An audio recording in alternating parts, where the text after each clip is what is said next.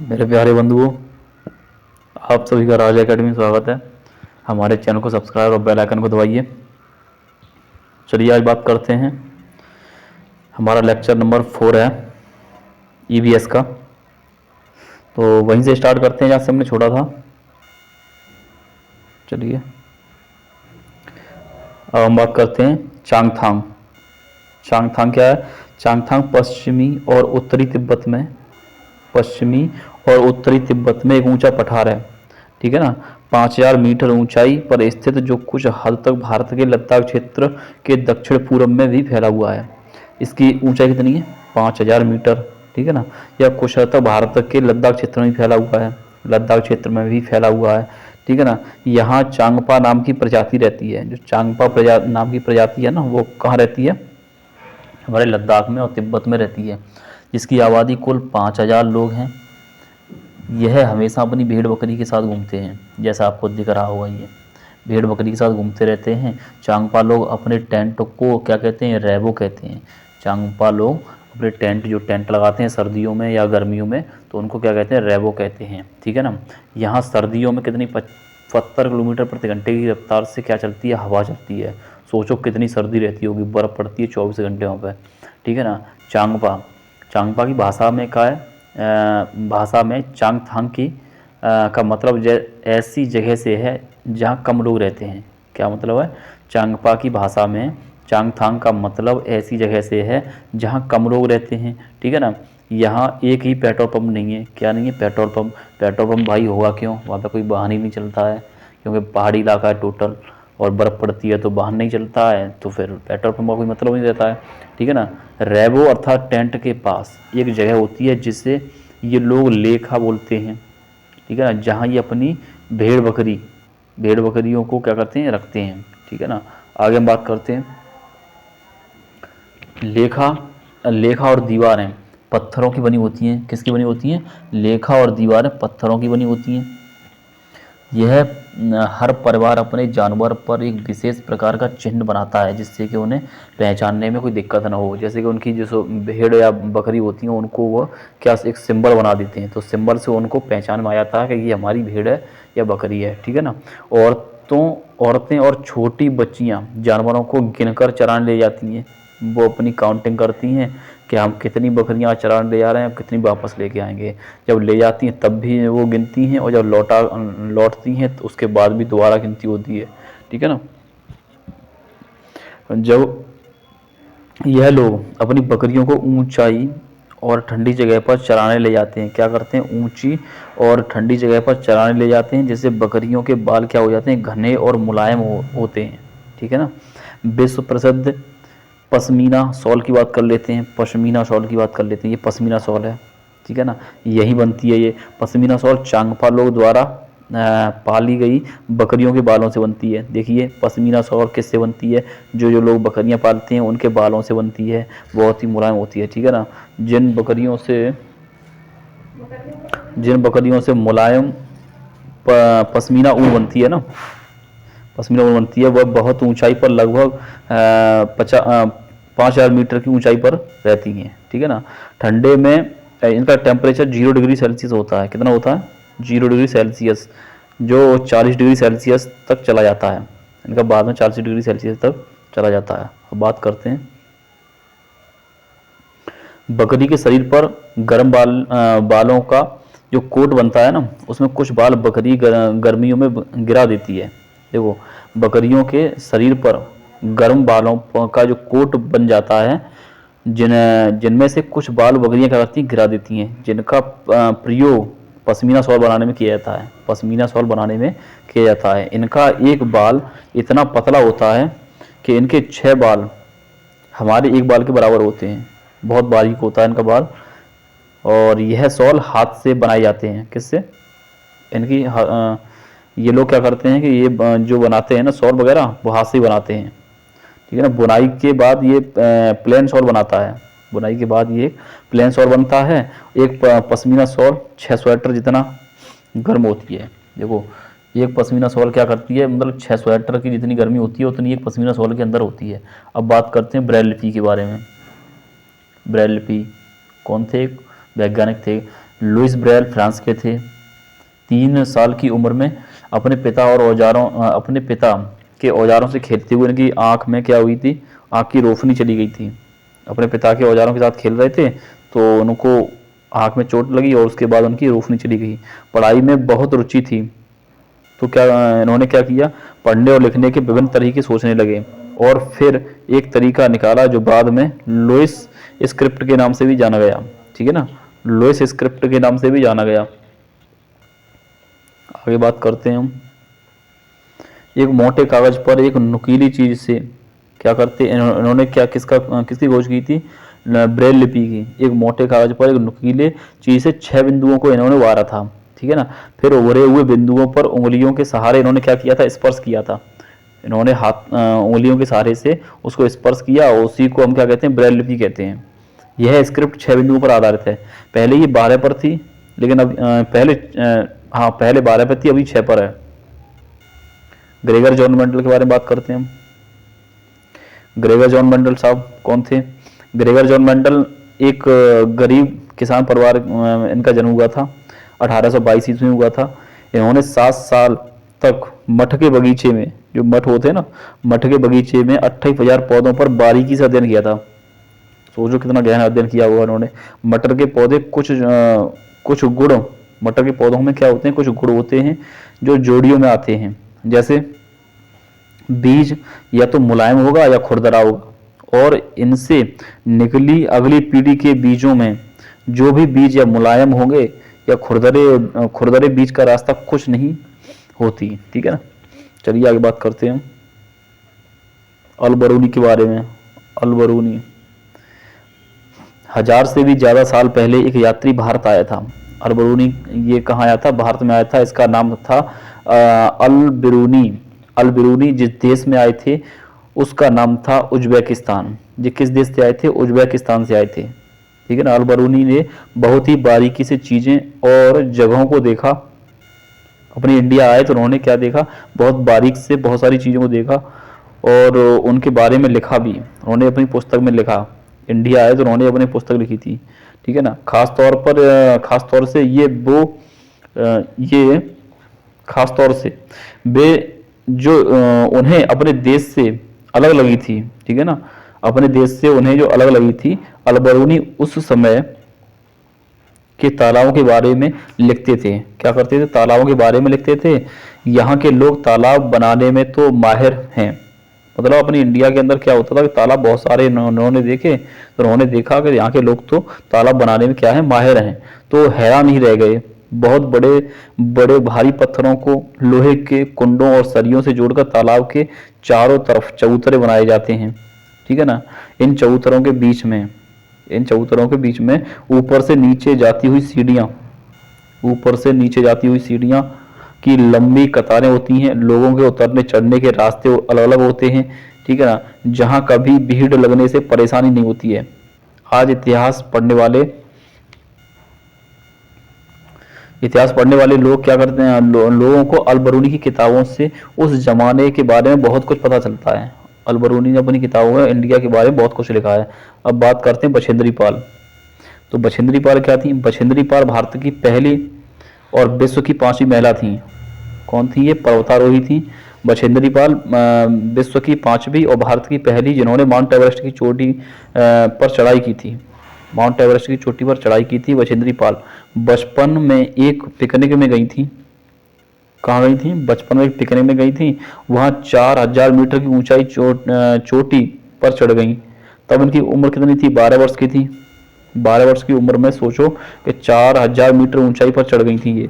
तो ये उत्तराखंड के गढ़वाल एरिया में नाकुर गांव में बड़ी हुई थी। इन्होंने नेहरू इंस्टीट्यूट ऑफ माउंटेनियरिंग में अपनी ट्रेनिंग ली। ठीक है ना, इनके जो गाइड थे ना, ब्रिगेडियर ज्ञान सिंह थे। इनके जो गाइडर थे ना, वो ब्रिगेडियर ज्ञान सिंह थे। चलिए नेक्स्ट बात करते हैं। 1984 में माउंट एवरेस्ट में जाने के लिए टीम मेंबर बनी। 1984 में ये क्या बनी? टीम मेंबर बनी माउंट एवरेस्ट जाने के लिए। और 23 मई को, देखिए 23 मई दोपहर के 1:07 पर अपना पहला कदम इन्होंने 8,858 मीटर की ऊंची जो माउंट एवरेस्ट की ऊंची चोटी है ना, उस पर उन्होंने 1:07 पर अपना पैर रख दिया था। ठीक है ना। इनके साथ एक और मेंबर गई थी, ये एक साथ कदम नहीं रख पाई। क्या हुआ था वहां पे, एक जो चिन्ह होता है ना, माउंट एवरेस्ट पर चढ़ने के बाद एक चिन्ह होता है, निश्चित स्थान होता है, वहां पे अपना इन्होंने सबसे पहले पैर रखा था। जो इनकी साथी थी उसने नहीं रखा, तो इनका नाम सबसे पहले आता है। इन्होंने अपना कदम रखा, इसके बाद अपना सिर झुकाया और झंडा फहराया। ठीक है ना। तस्वीरें ली। माउंट एवरेस्ट को नेपाल में क्या कहते हैं? सागर माता कहते हैं। नेपाल में सागर माता कहते हैं। ठीक है ना। अब बात करते हैं कर्णमल्लेश्वरी की। कर्णमल्लेश्वरी कौन है? ये एक वेट लिफ्टर है। वेट लिफ्टर है, आंध्र प्रदेश की रहने वाली है। ठीक है ना। ये 130 किलोग्राम का भार उठा सकती हैं। कर्णमल्लेश्वरी 130 किलोग्राम का ये भार उठा सकती हैं। भारत के बाहर इन्होंने कितने 29 मेडल जीते हैं। कितने जीते हैं? 29 मेडल जीते हैं बाहर, इंडिया के बाहर। अब बात करते हैं चमकता सितारा। चमकता सितारा कौन है? शूरमणि। शूरमणि एक चमकता सितारा है, इसे क्या कहते हैं? Girl star. चमकते सितारे उन साधारण लड़कियों की असाधारण कहानियां हैं जिन्होंने स्कूल जाकर अपनी ज़िंदगी बदल दी। जिन्होंने स्कूल जाकर अपनी ज़िंदगी बदल दी। शूरमणि चाहती थी कि लोग त्योहारों पर अपने क्या करें? गीत गानों को गाएं, उन्हें भूलें ना, और अपने पहनावों को चाव से पहने। अपने पहनावे को चाव से पहने। ठीक है ना। अब बात करते हैं जड़ी बूटियों को समझ और बांस के चीज़ें बनाने की कला बच्चे ही सीखे हैं। अपनी स्कूल की भाषा जो सीखी ही, अब इन्होंने क्या किया था? अपनी कुड़क भाषा का रिश्ता ही उससे जोड़ दिया। यह सब तोरांग केंद्र में होता था। तोरांग में कुड़ुक समाज और अन्य आदिवासियों की खास बातचीत में संभाल कर रखा गया। गाने बजाने की कई चीज़ें, बांसुरी है, बांसुरी बजाते हैं कुड़ुक लोग, और तरह तरह के ढोल भी हैं इनके। शूरमणि 21 साल की थी तब उसने जो बांसुरी दीदी और कई लोगों की मदद से एक केंद्र खोला था। क्या खोला था? एक केंद्र खोला था पढ़ने के लिए। ठीक है ना। उसने एक इस जगह का नाम क्या रखा था? तोरांग। तोरांग कुड़ुक भाषा में तोरांग को क्या मतलब होता है? जंगल। तोरांग का मतलब होता है जंगल। कुड़ुक भाषा में तोरांग का मतलब होता है जंगल। कुड़ुक भारत, नेपाल, भूटान तथा बांग्लादेश में बोली जाने वाली जाति है। ठीक है ना। कुड़ुक क्या है? भारत, नेपाल, भूटान और बांग्लादेश में बोली जाती है। भारत में यह बिहार, मध्य प्रदेश, छत्तीसगढ़। बिहार में कहाँ बोली जाती है? बिहार में बोली जाती है, मध्य प्रदेश में, छत्तीसगढ़ में, झारखंड में एवं पश्चिम बंगाल में। ठीक है ना। पश्चिम बंगाल के किसमें? अराव जनजाति द्वारा बोली जाती है। इसको अराव भाषा भी कहते हैं। क्या कहते हैं? उरांव भाषा भी कहते हैं। सुनीता विलियम्स के बारे में बात करते हैं भाई। सुनीता विलियम्स के बारे में बात करते हैं। सुनीता विलियम्स कौन थी? सुनीता विलियम्स 360 किलोमीटर दूर स्पेस में गई थी। कहाँ गई थी? स्पेस में गई थी। 360 किलोमीटर दूर स्पेस में गई थी। सुनीता विलियम्स ने 6 महीने से ज़्यादा अंतरिक्ष में अपना समय बिताया था। 6 महीने तक ये कहाँ रही थी? अंतरिक्ष में रही थी। स्पेस में रहने वाली पहली महिला है। सुनीता विलियम्स के अनुभव स्पेस में किस तरीके थे वो देखते हैं। वहाँ एक जगह बैठ नहीं पाते हैं, बिल्कुल स्पेस में एक जगह बैठ नहीं पाते हैं, और एक जगह से दूसरी जगह तैरते रहते हैं। क्या करते हैं? तैरते रहते हैं। क्यों तैरते थे? वहाँ गुरुत्वाकर्षण है ही नहीं, तो वहाँ पर स्पेस में इसी तरीके से तैरते रहते हैं। पानी भी नहीं रुकता वहाँ पर, पानी के बुलबुले उनके फ्लोट करता है। क्या करता है? फ्लोट करता है। चेहरा या हाथ धोने के लिए बबल पकड़ना पड़ता है। सोचिए कितना वहाँ पे मुश्किल काम है। ठीक है ना। और कागज गीला करना पड़ता था। वहाँ कंघी करने की आवश्यकता नहीं थी, क्योंकि बाल हमेशा खड़े रहते थे। गुरुत्वाकर्षण ही नहीं था तो बाल तो खड़े ही रहेंगे। वहाँ टहल नहीं सकते, और फ्लोट करने की आदत हो गई थी। एक जगह पर रुकने के लिए खुद को बांधना पड़ता था। क्या करना पड़ता था? बांधना पड़ता था, तभी रुक पाते थे। नील आर्मस्ट्रांग चांद पर उतरने वाले कौन थे? प्रथम व्यक्ति थे नील आर्मस्ट्रांग। ठीक है ना। वे चांद पर 1969 ईस्वी में गए थे। ठीक है ना। भारत अर्जेंटीना के विपरीत देशांतर पर है। भारत कहाँ है? अर्जेंटीना के विपरीत देशांतर पर है, इसलिए भारत के लोग अर्जेंटीना के लोग सापेक्ष उल्टे हैं। अब बात करते हैं अगले परिवार के बारे में बात करते हैं। देखिए एकल परिवार क्या होता है? एकल परिवार में माँ बाप और उनके बच्चे होते हैं। एकल परिवार में कौन होते हैं? माँ बाप और उनके बच्चे होते हैं। जबकि संयुक्त परिवार में कौन कौन होते हैं? दादी होती हैं, चाचा बुआ, माँ बाप, बच्चे सभी होते हैं, और नाना नानी, माँ मौसी, ये सब होते हैं। ठीक है ना, संयुक्त परिवार में। एनसीएफ 2005 के अनुसार कक्षा 3 से 5 तक के पर्यावरण अध्ययन को 6 थीमों में विभाजित किया गया है। वो 6 थीमें कौन कौन सी हैं? पहला परिवार है, भोजन है, पानी है, आवास है, और यात्रा और चीज़ों जो हम बनाते हैं और करते हैं। ठीक है ना, 6 थीम है, परिवार और मित्र है, भोजन है, पानी, आवास, यात्रा, और जो चीज़ें जो हम बनाते हैं और जो करते हैं। मिड डे मील के बारे में बात करते हैं। मिड डे मील क्या होता है? मध्याह्न भोजन स्कीम देश के 2408 ब्लॉकों में एक केंद्रीय प्रायोजित स्कीम के रूप में 15 अगस्त 1995 को आरंभ की गई थी। कब की गई थी? 1995 को आरंभ की गई थी मिड डे मील योजना, और तब जो 2408 ब्लॉकों में शुरू की गई थी। अब बात करते हैं वर्ष 1997 तक यह कार्यक्रम देश में सभी ब्लॉकों में आरंभ कर दिया गया था। ठीक है ना, वर्ष 2003 में इसका विस्तार शिक्षा गारंटी केंद्रों और वैकल्पिक व नवाचारी शिक्षा केंद्रों में पढ़ने वाले बच्चों तक कर दिया गया। दांडी यात्रा के बारे में बात करते हैं। सन 1930 ईस्वी में अंग्रेजों ने भारत के आम लोगों को नमक बनाने पर पाबंदी लगा दी थी। गांधी जी ने क्या किया था? 1930 ईस्वी में जो आम लोग थे भारत के, उनसे सभी से कह दिया था आपको नमक नहीं बनाना है। ठीक है ना, पाबंदी लगा दी थी, जिस कारण गांधी ने क्या की थी? दांडी यात्रा शुरू की थी 1930 ईस्वी में। गांधी का कहना था कि जो चीज हमें कुदरत ने दी है उसे बनाने पर बंदिश कैसी, मतलब जो हमें कुदरत ने जो चीज़ दी है उस पर हम किसी दूसरे की बंदिश कैसे हो सकती है? हम खुद उससे बना सकते हैं। उन्होंने लोगों के साथ मिलकर अहमदाबाद से दांडी के समुद्र तट पर एक लंबी यात्रा की और इस गलत कानून को तोड़ा।